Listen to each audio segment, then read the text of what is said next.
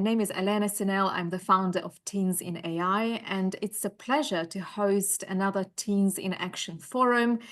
It's November still today, so it's one of our last forums of 2024.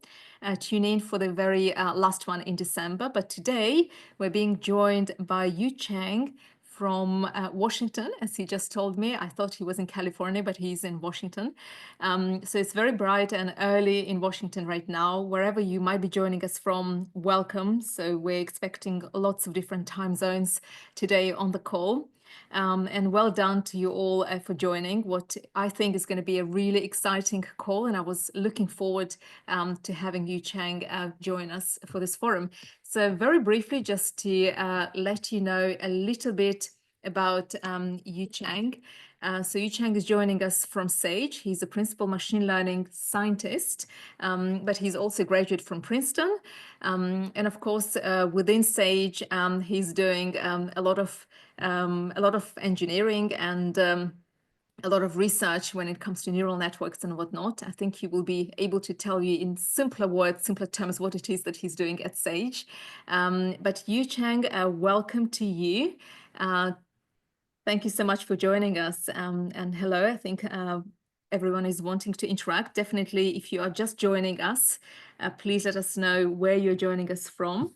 And what you're looking forward to the most. So we have our team of moderators who will also be able to help today with all things related to questions for Yu Chang as well. So welcome everyone, and welcome Yu Chang. Over to you. Yeah, so hi everyone, Yu Chen here. Thanks for the introduction. So this is my first time doing it live. I'm a bit nervous, but it's great to see all of you guys. I'll be talking a lot about, the benefits I've got recently, diving into the Gen AI. So I'm going to showcase you guys some, real use cases that can benefit for either your career or your studies in high school. I really look forward to discuss this with you guys, and I will brainstorm and also with some real life demo and maybe some code that you guys can see how I actually did this. And would love to hear what you guys think about how to improve or how to, make it even better. So yeah, so that's basically me. So yeah. So should I share my screen and start right now? Okay. Yes, you're very welcome to share your screen now, and we'll get rolling. I think there is quite a lot to go through. Yep. So absolutely. So can you guys see my screen now? Yes, we can. Okay. Yeah, so today my talk would be leveraging GenAI for faster and smarter project development. Yeah, I think this slide is for you guys. I think it's a Teens in AI. Thanks for the organizations to invite me over. But you guys want to talk about this, or you want me to go over this one? I think you guys would be better doing this. You're welcome to skip this through, but for those of you guys who don't know us, obviously Teens in AI have been around for nearly 10 years now. We launched back in 2018, but we have been working with all forms of tech since 2014. And we have quite a big community around the world in as many as 72 countries. So you are joining us. If you're joining us for the first time, do please check us out. And definitely stay until the end of this call, because we have some really great announcements to make about some of the upcoming programs we're running, and a really nice discount for some of our paid programs as well. So do stay on the call to hear all about it. Yu Chan, it's back to you. Okay, perfect. Yeah, so in this sections, we will learn about how AI-powered note-taking app may benefit your study or work. So I'm actually going about to make something that's useful for you guys. I think the majority of the audience is high schoolers and also early career professional, as I learned from the organization. So that's why I chose this topic. And I also want to discuss how GenAI can boost your productivity, and also common pitfalls that you might encounter. Then we're gonna have a just short feedback section on any questions that you might have, how, like, for example, how I did this, or what advice that you might have for the young professionals, etc. So yeah, this is me basically, and I'm looking at different screens. So if you see me not looking at you, that means that because I'm looking at different screens. Just to let you guys know first. So I'm currently working at Sage AI. I'm a data science, machine learning scientist there. So let's start. So a bit who I am. So I want to talk about a little bit how I get to where I am right now. So this is my student year. So I was born and raised in Taipei, the capital of Taiwan. So I just put a few pictures of that I got from internet about Taiwan. This is where I'm from. This is the tallest building in Taiwan. It used to be the tallest building in the world in the early 2000s, I think tens. In these years, they were one of the tallest buildings in the world. Then we're also very famous for like bubble tea. If you have ever tried it, it's really, really tasty. My favorite drink. This island nowadays probably also known for its cheap manufacturing because of the AI boom. So TSMC, they manufacture, they're based in Taiwan. They have many plants in Taiwan. They manufacture the chips that power the AI currently. And I moved to the US. I studied at Princeton as introduced. So I studied a PhD in mechanical and aerospace engineering. Then my background, I didn't do AI to begin with. So that's why I wanted to tell you guys, why even if you don't do AI right now, you still have way to get into it. So my research focus was I try to understand the fundamentals of light material interaction using both simulation and experimental methods. Then moving on, so my professional career, my first job was at ASML. It's a semiconductor lithography vendor. So there I designed the optical modules and I led the research projects for lithographic mask simulation. I think I have this one. I'm gonna move this away. Yeah, so you can see the full screen. So I did a simulation there to fabricate the soda chips that power AI using both physics simulation and statistical analysis. So you kind of see like this is a background that I started to build into foundation to go into the AI. Because at ASML, at that time it was just I started that career in I think in 2014 when I graduated from Princeton.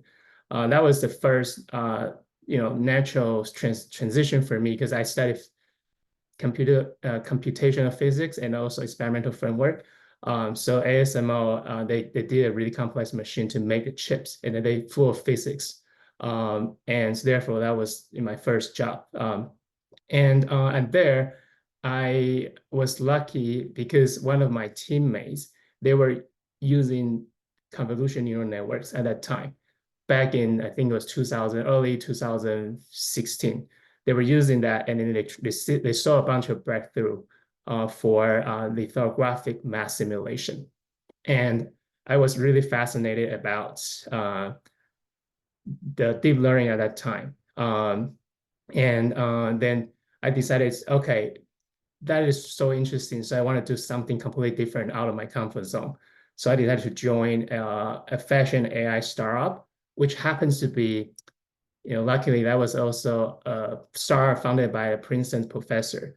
So I was able to join that startup. At that startup, I learned a great deal. I developed the image and text-based recommended systems using all kinds of stats and also the deep learning models, including GLM. It stands for Generalized Linear Mix Effects Models, and RCNs, Regional Convolutional Neural Networks, DNs, Deep Convolutional Neural Networks, and also that time was really early for BERT model. That was an early transformer model. And then currently, I'm at Sage AI. So this company is doing the enterprise resource planning software. So I work on all kinds of documents classification, including invoice or bills, etc. And I also do a bunch of graph learning application, including like you can emulate graph convolution neural networks, some basic graph analysis, etc. Then currently, I'm focusing on the GenAI applications. So my team, we started doing the large language models, fine tuning, evaluation, and we had luckily last year when the agentic workflows just started uh, take off, we were involved in it very early on. So I was able to work on that project as well. Yeah, so that's where I am in professional career. Oops. Oh, I think maybe there's a slide that's got cut off. Okay. I think that's a slide got cut off or something. Is this a slide? Yeah, I think there's one slide maybe cut off. But anyway, so yeah, so by looking at my student years and professional careers, so you can see that I gradually build up uh, the knowledge and the learning skills that paved the way for me to get into AI. So in my student years, even though I study for the live material interaction, but even earlier than that, I just reflect back on, when I was a middle schooler or even high schoolers, I basically like to um, build something that people might use. For example, I was um, building some machinery with my college friends together. And then early on, I also like to when I took classes, I basically like to write very detailed notes about what professors was talking and trying to help myself and also my peers to synthesize and also organize the notes. So I always try to build something that will benefit from others. And even in my PhD year, I wrote software that can do physics simulation or I write software that can help control the equipments in the lab. So that kind of built a foundation for me to be able to do software, even though I wasn't majoring in any of the computer science. But I get, the majority of the knowledge is through other, adjacent STEM field. Then in my career, I also, you know, I move around between the physics focused industry and more like AI. But fundamentally, if you look at it, the math behind this deep learning, it's really just partial derivative from calculus. So the fundamental is that you need to know basic physics and math well, and then you would be able to capture the AI. So yeah, so I wouldn't say that you know it would be easy for you to get into the field, but if you prepare yourself to learn the fundamental of science and math, then you are basically you're setting yourself for your career in AI, basically. Yeah, so I mean, you can probably find a lot of information in about AI lectures on the internet, and I don't think that you need to sit through it and then listen me to go through that. But I think the most interesting part for me is, okay, all this AI knowledge, but how would you be able to go about it and build something that can benefit for yourself or even for the society? So I always like to build something. So let's build something then. Um, you know, so that's what this today's talk. I want to be make it more interesting and more engaging for you guys. So I was thinking about, okay, you guys are maybe high schoolers or early career professional. You might need to have some portfolio to showcase that you can do something, or you can benefit from having some app. In this case, it's the note-taking app that you can use to take notes from the class that you're participating. And if you were to build a note-taking app, traditionally for a software development process, it would be the process that you can go through. You can even find this online. So basically, you gather the requirements and you probably go through some security review, making sure that your app doesn't do any harm, or somebody might hack into your app and then trying to, doing something bad for your company or, yeah, etc. And you need to decide, how you're gonna build this. You need to write some design docs and then you distribute across your colleagues or your friends, making sure everything looks good, right? And then you start to implement it and then testing it. And if you're not from industry, basically there are two kinds of testing, like unit test, integration test. And unit test is testing like each individual small pieces, whether it's actually fail or not. And the integration just put everything together and test it again. You can think of that kind of framework. And then you have, CI/CD deployment. That's basically continuous monitor. Once your app is in production, everything still looks good. And today, I think I'll be just focusing on, point 2 and 3. Just make sure that, GenAI can help us to see how GenAI can actually help us to do this. And but I would say the rest of the points there, GenAI can still somehow help you, but I would leave you to explore. And if you're interested in whether this is correct or not, I actually put into some I put into Perplexity. Have you guys tried that one to see if actually this is correct or not? I was asking, is it a reasonable process? I'm just asking it. And then you would give me, okay, this is general, is reasonable approach for software development. And they even give you a bunch of lists of whether this is correct or not. So they have different sources. So this is, back in the day when I was trying to figure out whether my knowledge is correct or not, I was using Google. But now I also sometimes using Perplexity, this kind of AI tool to help me to verify if things is correct or not. And it's kind of convenient because they also provide you with a source. So you can kind of, try to figure out if this is a reasonable approach or not. Yeah, so let me go back to my slide. I see a bunch of questions pops up, but do I need to answer it right now, or maybe I can answer later? Yeah, okay.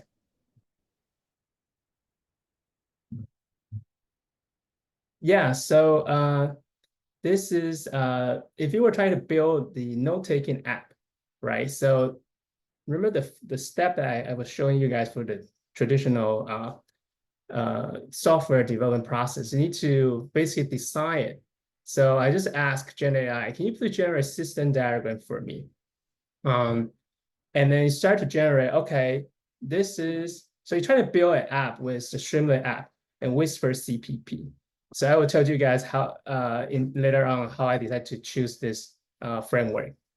But user basically, they can click start recording, and then the app would try to record the audio with some software.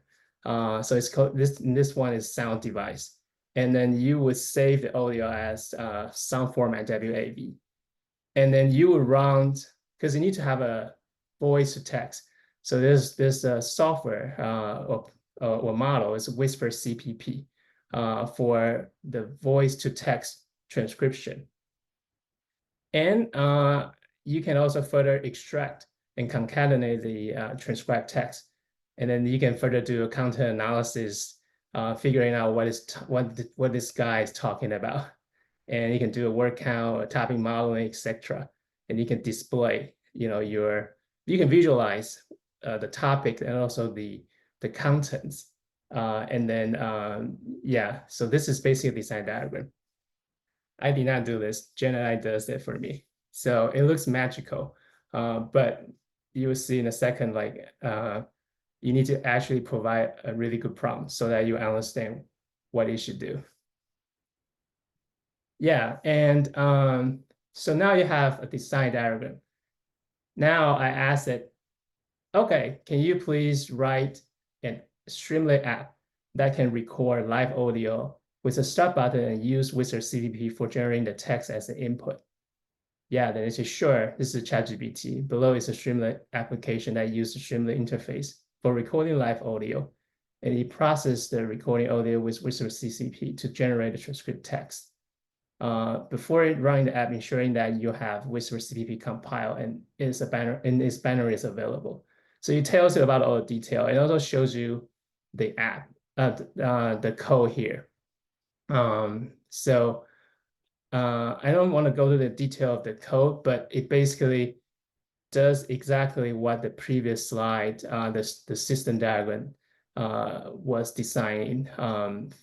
It basically try to call the Whisper CPP model, and it has some sampling rate, and it requires use some library, sound devices to record the voice as WAV file, and then you call the Whisper model to transcribe the voice to text.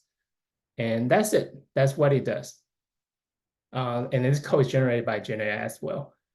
But does it really work? So that's the question, right? So that's why I want to show you guys. Let's give it a try and just see. I just literally copy the code over to my local. I have a VS Code open here, so that's basically the code that generated by GenAI. So I just want to test it, right? So I basically just I launch it here. So it's a note-taking assistant. Press the start button to record audio and then transcribe with Whisper CPP, right? Now, even try a little bit different. I will see if I can do different language, but now we just focus on English for now. So let's just try it.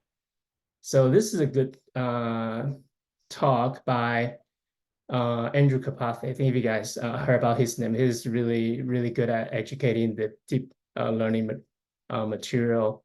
You can follow him. He gave a really good talk about, not just like large language model in general. I think he's really good at deep learning. And yeah, so this is one of his lecture about intro to large language models. And I'm just gonna record this and see how this note taking actually performs. So let's record for maybe like 20 seconds or so.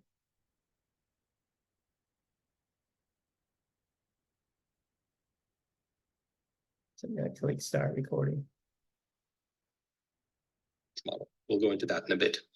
Because this is a 70 billion parameter model, every one of those parameters is stored as 2 bytes. And so therefore, the parameters file here is 140 gigabytes. And it's 2 bytes because this is a float 16 number as the data type. Now, in addition to these parameters, that's just like a large list of parameters for that neural network. You also need something that runs. Okay, see, this is the output. So he said that we are going to that in a bit because it's a 70 billion parameter model. Every one of those parameters is stored as 2 bytes. And therefore, the parameter file here is 140 gigabytes. And that's 2 bytes because it's a float 16 number as a data type. Wow, it's actually doing not quite bad. So it's actually doing quite well. I'm surprised. Sometimes I would see, the recording was not really correct. So yeah, so you can literally just use this app and you can record. Like this is like if somebody's lecturing, you can just record it. And then I just do a simple, like word counts. So this is a word count of the text that is just being transcribed, like 16, 70, 140 billion, etc. And then it's just some visualization of, the top 10 words in transcription. So bytes appear twice, parameters appear twice, and the rest of the words just appear once. And then you can do a topic modeling. Like this is a really, if it is a very short, video transcription. So, there's really not much things that they can get, but this is the idea. Like the first topic would be parameters bytes, type gigabyte 70, etc.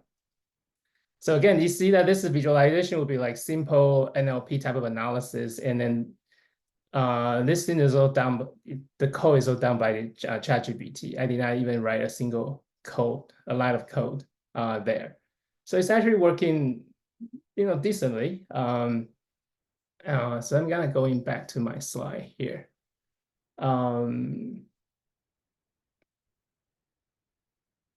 Okay, so where am I? Let's see where that's tested. Yeah. Then the natural question that you would get from working in the software is that, okay, great. So now you demonstrate that you can build something. The next question would be people going to ask you, oh, what else can you improve upon, right? So what are the key elements in note-taking app? So I already have some idea, but I just want to hear from the language model. So I just asked what key elements of note-taking using Streamlit and Whisper CPP. It basically tell me that, okay, you have a start button. We already have that. And the visual feedback, like status indicator to show recording in progress. Okay, I didn't have that. Okay, that's probably a good idea. Okay, convert recorded audio to text using the Whisper model. Okay, we already have that. Okay, support for multilingual transcription. Oh, I like this one. So we also enable this one, and note creation editing. So it's able to create and save the audio transcription as a note, rich text editing options like title, bullet points, bold, italics. Okay, and also you have a note title and text. I actually like this one because you might have multiple notes, right, from different classes. You might also want to text, with different levels of difficulty or different subjects, etc. That's actually a good idea. No organization and management, list of saved notes, display saved notes in the list view or search bar. Okay, this is also a good feature because once you have many notes, you still need to find it, right? So it's better to have a search bar, sorting, filtering, etc. And also you'll be able to delete and export notes. You might be able to share with your friends or your peers. So it's and then also you probably don't want to have so many nodes. So if you don't think that it's relevant, you can probably delete them. So this is also a good idea as well. And it also suggests on UI components, we can have sidebar for navigation, button for recording, saving, and deleting, and then theming option like light dark mode toggle. I like this as well. I don't even think about that one currently. And then data storage, whether you want to store in a JSON or text file, yeah, so etc. So you see that GenAI actually provides some good ideas for you to explore. That can actually be beneficial if you want to think about next steps, right? Yeah, so far so good. But that's actually, I think I have one more thing I can share with you guys, which is, now you are able to take a notes with just simple Whisper CPP. Can you turn that into a voice assistant? So what does that mean? So currently we have voice to text, right? And if you can have text to answer, a second step, and a third step, answer to voice, then you basically have a voice assistant, right? So you've probably seen like a month, maybe just a couple of weeks ago, OpenAI, they demonstrate that you can do the voice assistant with ChatGPT, right? And so we can basically replicate something similar to it. And we already have a solution for one. And for two, text to answer, I think that's kind of straightforward. We can just use LLM to do that, right? LLM is text in, text out if it's not multimodal. So you can use LLM to do the second.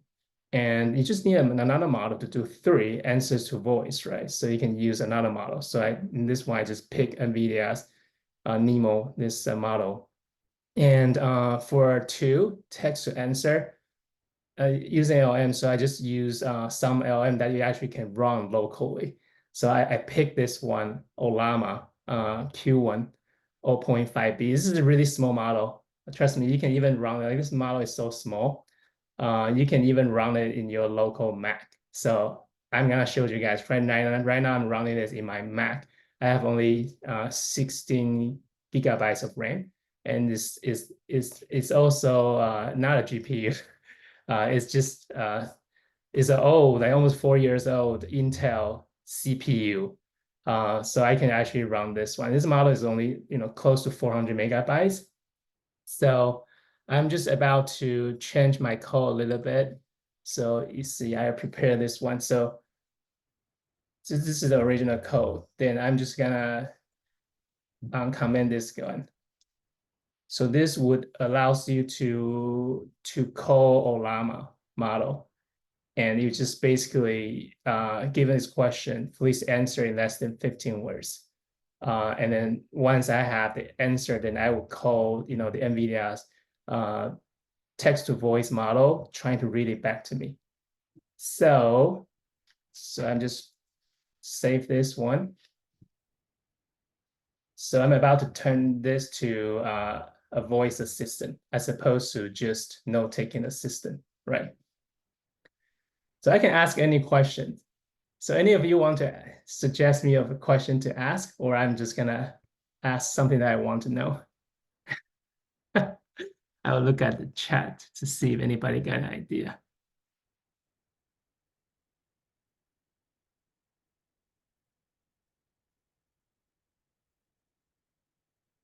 Okay.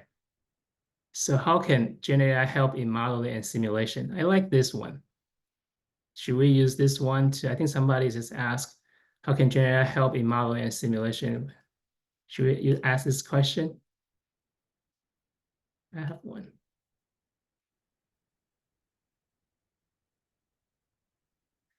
Okay. Okay, so I'm gonna ask this one, okay? Let's see. I never seen this, so I'm just giving a little bit longer recording. And bear with me, it's my Taiwanese accent. See if actually we get this right. I'm excited too. Okay, ready? Let's go. How can GenAI help in modeling and simulations? Let's see how it works. Oh, actually, how can you help? Okay. GenAI provides tools for building and simulating complex systems. For example, GenAI offers algorithms for simulating chemical reaction, as well as tools for building and simulating electronic circuits. Overall, the ability to use GenAI effectively is crucial in modeling and simulation. Okay, it's very generic, okay, because this model is not trained for a specific topic. So it's given a very generic answer. And now this is the answer given by the Olama, the Q1 2.5 and 0.5B model. So it already generated a text for you. It sees very fast. Now we're trying to get the text to voice using the NVIDIA NeMo. And this model, I think, is quite big. So that's why it takes a while to, to transcribe from text back to the voice again. So you can hear it now.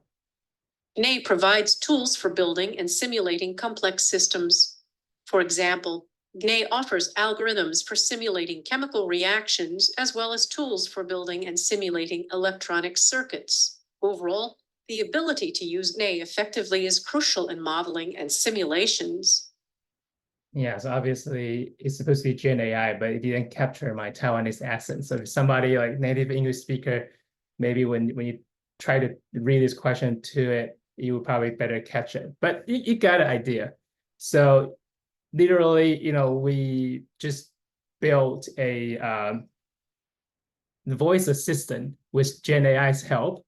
We can get this done really quickly. So you have now not only the note-taking assistant, but also a voice a system for you, and then you actually can run it locally in your Mac. So that means that your data is only stored and transmitted locally. So that means that you don't have any security issue per se, I would say. But maybe somebody might have other way to hack it. I don't know. But yeah, so let me go back to my slide, see if,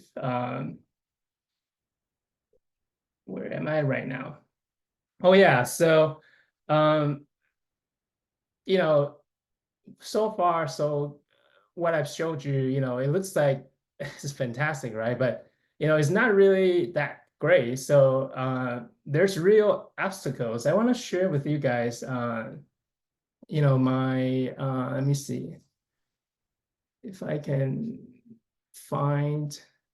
So I'm gonna bring up my ChatGPT.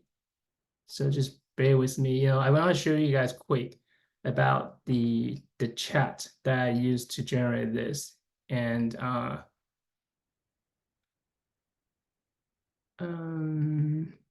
I'll show you some common pitfalls.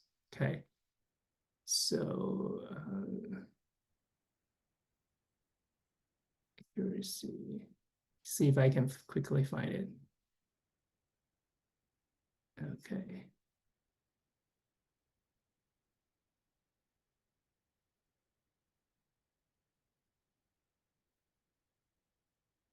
Okay, I found it. Okay. Perfect.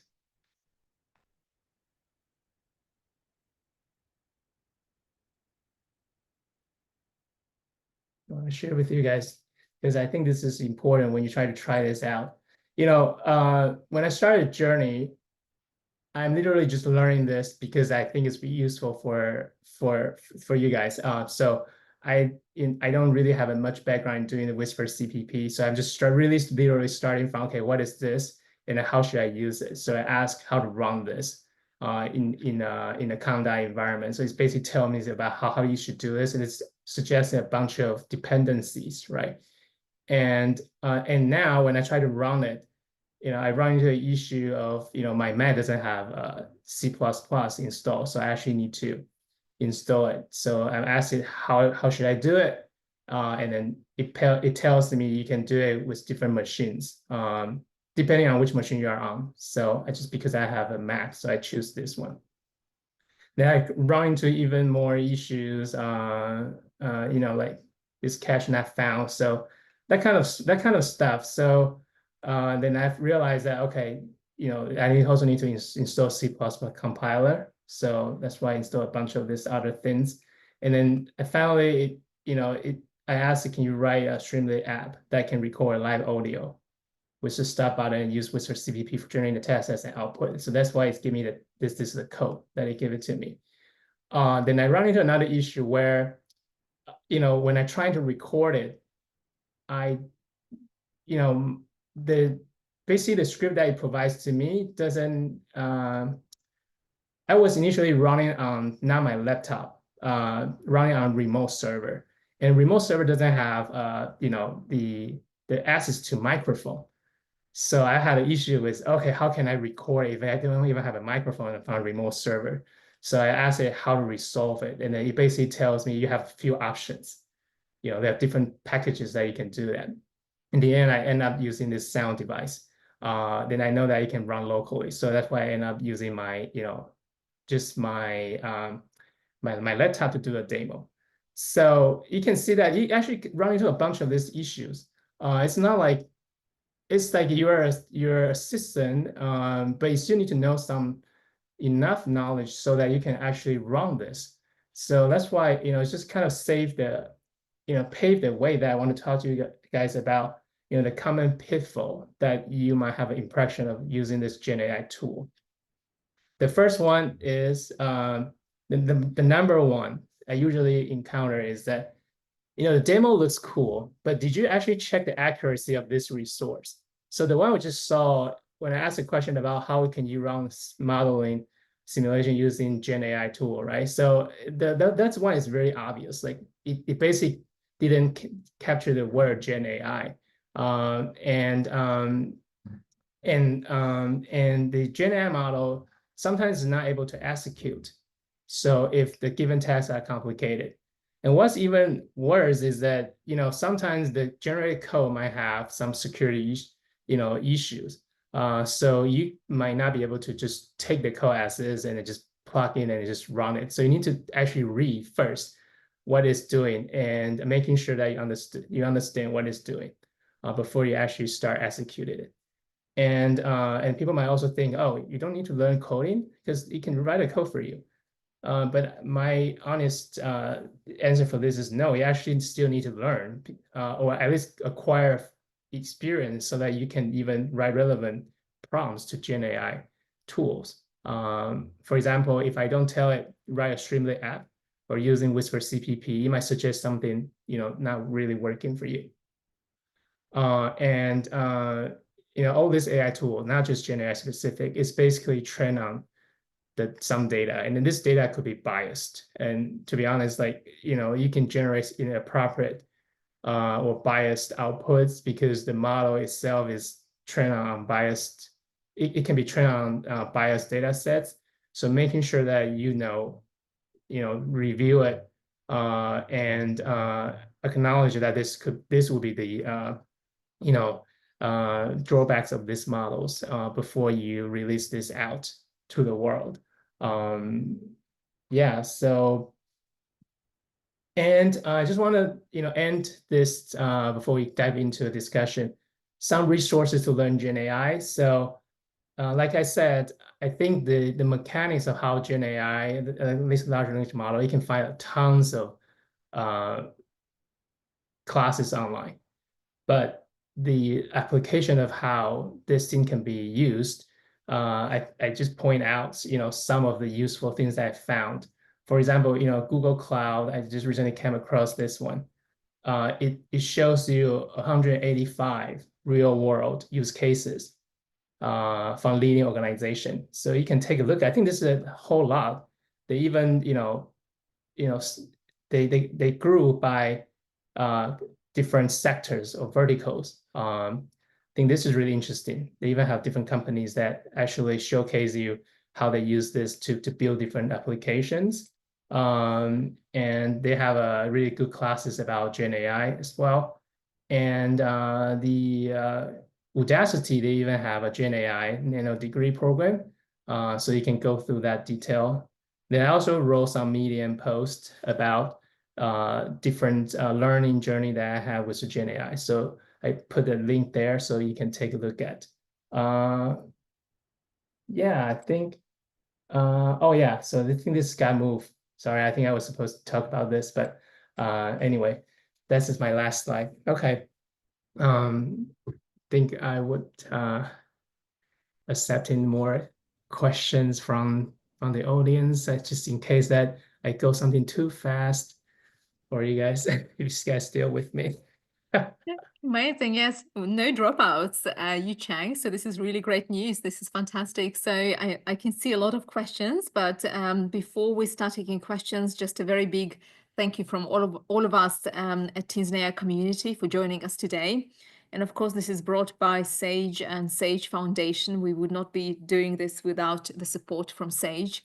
So we're very, very grateful for the support and for bringing you to this action forum. So that was really amazing. I feel like your tutorial and your demo would be so useful for all those teenagers who I know will be participating in our upcoming Global Techathon in March. So we're definitely going to be resharing this closer to March because I feel like everyone needs to know how to use Gen AI for their projects. So this was really amazing. What are you most excited about when it comes to Gen AI, Yu Chang? Oh, for me, I mean, honestly, I have my first reaction to Gen AI, I will be really honest here, is last year, I mean, almost 2 years ago when the OpenAI released the models, I started using it. I was really shocked about how good it is. And at the same time, at that time, I was really worried about my job security because, in the past, we trained a model and then we deployed it. And now you have this foundation models, basically this Gen AI model, pre-trained transformers. They're so good at doing, a lot of NLP tasks, like image classification. Now they're doing the multimodal things, right? But over time, when I tried to work on it, I was like, okay, it would still produce, the wrong or hallucinate answers. So, and if you start to change a little bit about your prompt, it would not get the answer right. It's as if you think that it can reason, but if you change a little bit about, the wording by asking question different way, it just completely give you a different answer. And I was like, okay, it probably doesn't really know how to reason it through. It probably just capture the pattern that in front of this training data, and then they probably seen the question that you have asked, and they just generate the answer that looks reasonable. So I realized, okay, you still need to have a lot of human in the loop, trying to verify it. So our job sometimes just, sometimes it will be really challenging because you need to read through a bunch of these outputs because they can generate output really fast. But how do you quantify this output? Sometimes it's very challenging. Like I said, it's very cool to build just a demo because GenAI can generate the output really fast. But the question really is that, does that really bring, I would say, like benefits for, the something that you want to build, and you want to serve this product to other people, right? So that's something that you have to really be careful about. If you see a bunch of hype about this Gen AI, but in reality, when you try to test it, you will see a bunch of issues there. So that's why you need to be extra careful when you're trying to release this out. So. And don't be worried, right? You're not going to be losing your job just yet.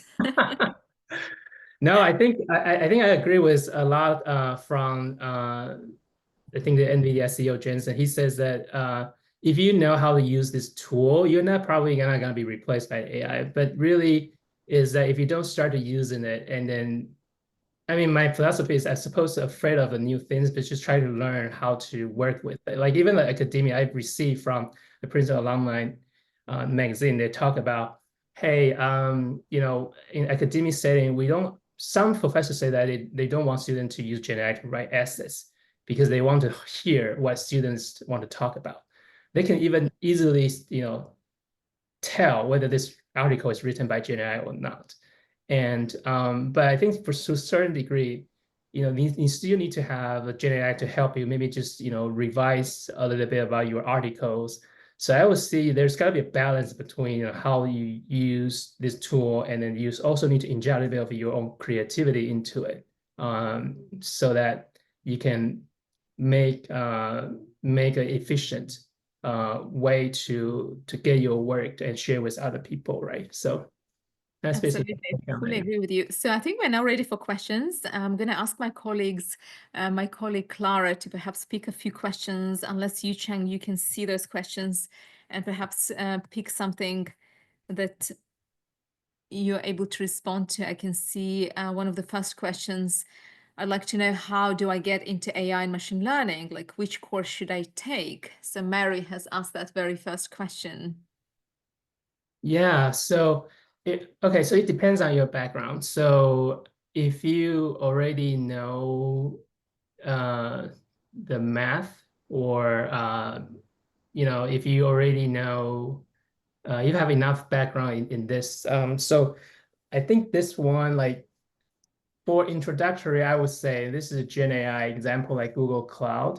So they basically walk you through different kinds of Gen AI application. I think this is a very high level. But if you want to, like, if you wanted to go get a really good coding experience, I think Udacity, they have GenAI training program. I think a bunch of other classes as well. Then you can take those classes. I think these you have to pay, but the other classes that you don't have, like I said, you can also go to YouTube. Just search for, like the one I just showed you guys, the Andrew Karpathy's class. He has really a good collection of different large language models in general. So he can filter. He has in-depth of different variety of topics that you can choose from. So I mean, this basically how I learned it. So I think I missed this slide, but I think this because I can use this for this question. My training is, physics simulation, experimental control. And then I transitioned into AI. I studied at Udacity in 2015, almost 10 years ago. And that was 4 years after AlexNet was released. That was a very big boom of the deep learning. So I started from the online classes. And then there's a bunch of free courses on Udacity there. And there's also a paid one. So that's where you can start. And then just, like I said, build something. Just try to think about how you can help your friends, neighbors, parents' business, or whatever, and just build something. And then you would get your hand dirty, and you would get a good grasp of the AIs and how they can help you. So Get going, right? Yes, build something. That's really great advice. And we have somebody asking you, what made you want to do your job? How long have you been doing it? And what motivates you to keep going? oh, my job. And I always want to do something I enjoy. So, when solving the machine learning problems, I feel like you have really I wouldn't say like a million ways, but you actually have 10 different ways to solve the same problem, and they have different models to try out. And this field is evolving very fast, so you are never bored because you always have something new to learn. But sometimes you need to balance out because sometimes you would feel a little bit stressful. You need to learn a bunch of new things. Like just when we're talking, probably another 10 different language models probably released right now. I'm just joking, but they release pretty quite often. But fundamentally, they are built on transformer architecture, and they just gradually improve it.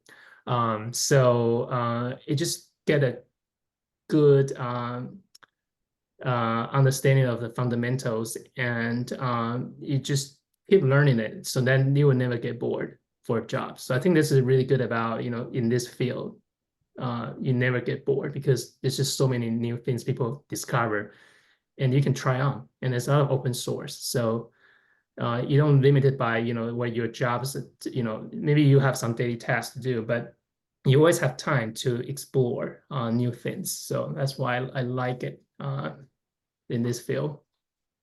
Amazing. I have another question here. What are the first steps I should take to train my own AI model? Your first take, so it depends on what AI model you are training. So if it's, simple classifiers, then you can just, you go to Kaggle. It's a very famous, website. Just in case people don't know, it's Kaggle. There's a bunch of data there.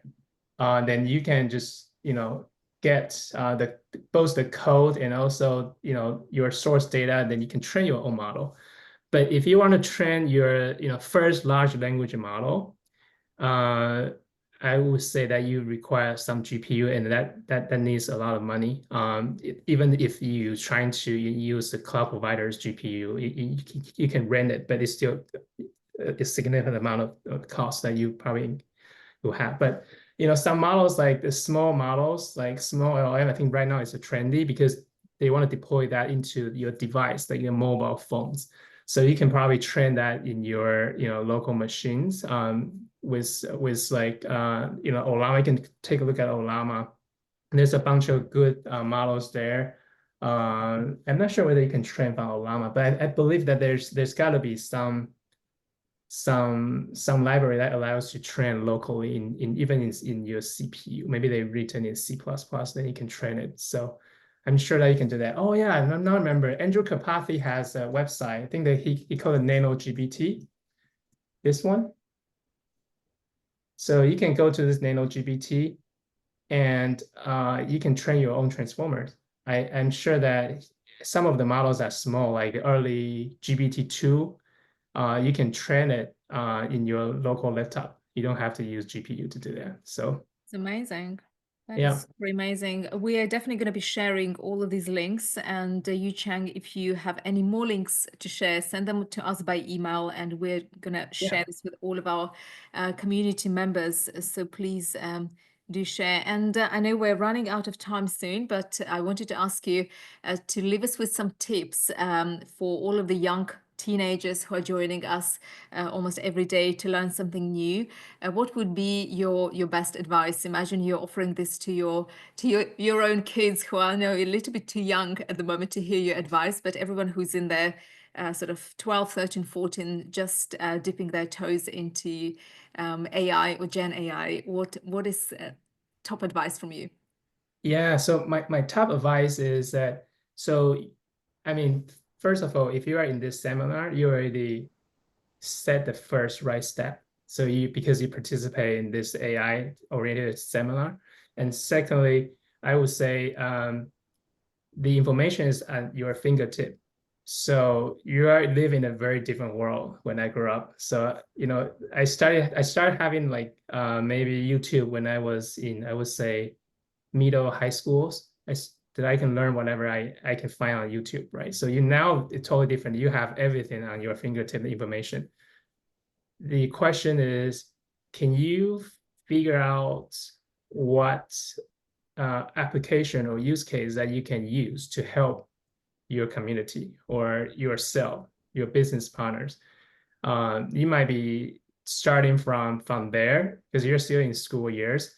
If you have a really good grasp of it, and then just figuring out how to use GenAI in those fields, that would be really, really useful. And schools, I would say schools now is a place to learn how to learn. The knowledge that you acquire at school is pretty much outdated once you get out of school because things is moving so fast. But you are there to learn the skills to learn. So you can see from my background, my PhD has nothing to do with what I'm doing right now. But I learned the skills to learn. And I take that. I learn every single day, even at my work, because all of my knowledge like a few years ago is outdated.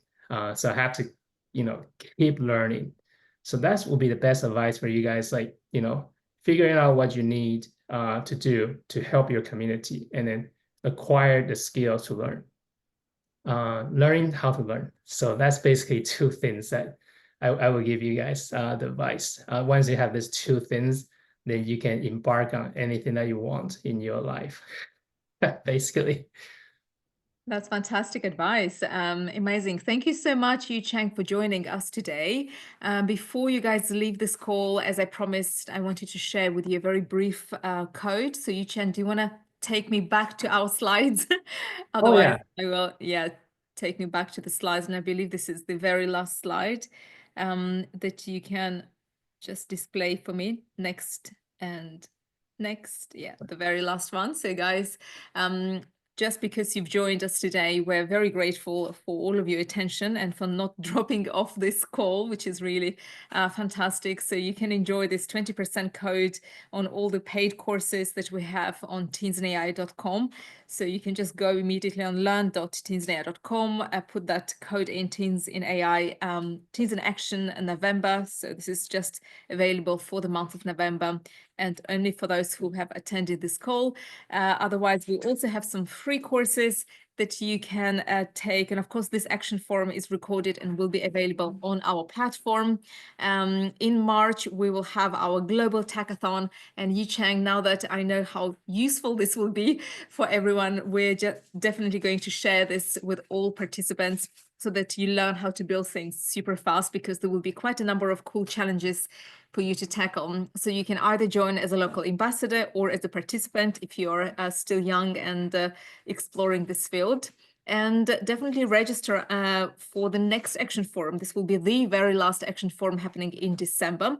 The date is already set, 16th of December. We're going to be ending 2024 with another talk on AI ethics, on diversity when it comes to building AI systems and models. So please do join us for that. So if this is the topic you're passionate about, like myself, please do join us. So on this note, once again, Yu Chang, thank you so much for joining us today. And thank you, Sage and Sage Foundation, for sponsoring this opportunity and for bringing Yu Chang to us all the way from Washington and USA. So it was amazing to have you with us, and we hope to stay in touch. And if you have any more links and whatnot to share, we're going to share this with our community. So thank you, everyone, and have an amazing rest of your day or night or evening.